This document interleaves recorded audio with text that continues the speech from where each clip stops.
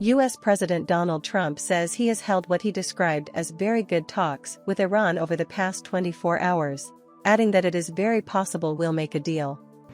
And we'll see if we get there. If we get there, they can't have nuclear weapons. It's very simple. But what's not to submit? So they had a Navy with 159 ships, and now every ship is blown to pieces and lying at the bottom of the water.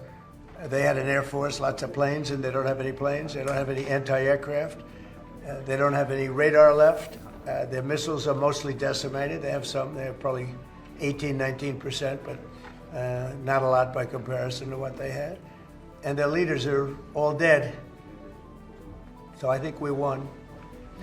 Now it's only a question of, look, if we left right now Iran, it would take them 20 years to rebuild. You would call that, we're in good shape, right? Fantastic shape. We're in good shape.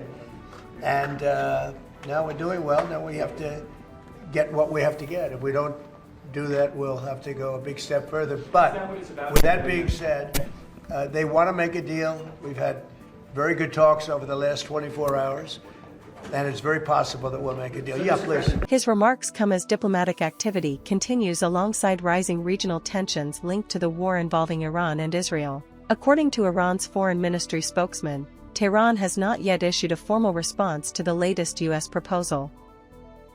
However, he confirmed that Iran continues to exchange diplomatic messages with Washington through Pakistan, indicating that indirect communication between the two sides is ongoing.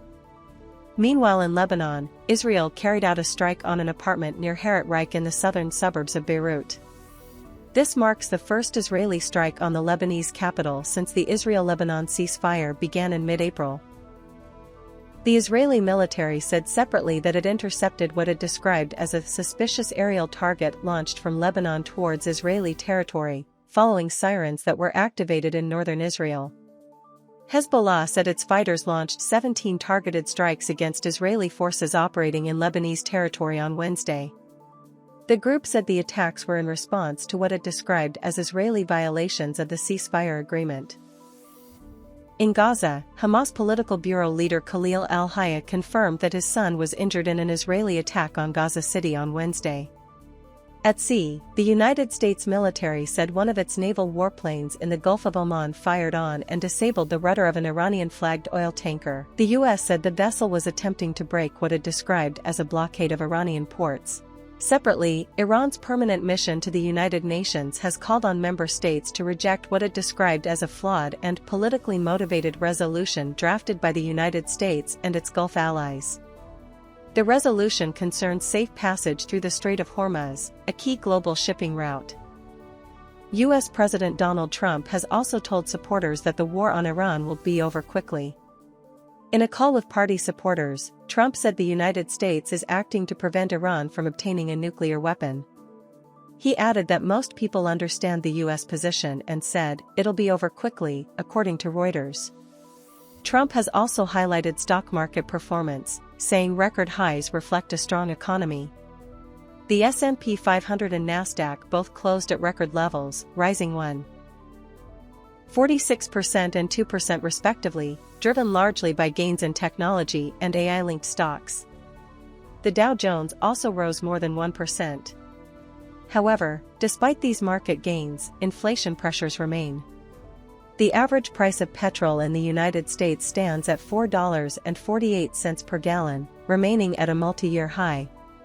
The Federal Reserve has also reported that U.S. household expectations for food and energy inflation are at their highest levels since 2022. Iran's President Masoud Pezeshkian, in a call with French President Emmanuel Macron, accused Washington of diverting diplomacy toward threats, pressure, and sanctions. He said Iran cannot trust the United States, adding that past negotiations coincided with what he described as military aggression. Pezeshkian also said that any negotiation requires an end to hostilities and guarantees that attacks will not be repeated. On the Strait of Hormuz, he said Iran has long been responsible for its security, but that U.S. actions, including a naval blockade, have disrupted stability. He added that reopening the strait would require lifting the U.S. blockade. President Macron, according to Iran's statement, expressed support for a ceasefire framework and acknowledged that U.S. naval actions and Israeli strikes in Lebanon constitute ceasefire violations. He also said France is ready to support negotiations and participate in lifting sanctions on Iran. In Tehran, Parliament Speaker Mohammad Bagher Ghalibaf mocked recent military strategies against Iran, referring to them on social media as Operation Trust Me Bro and Operation Foxios.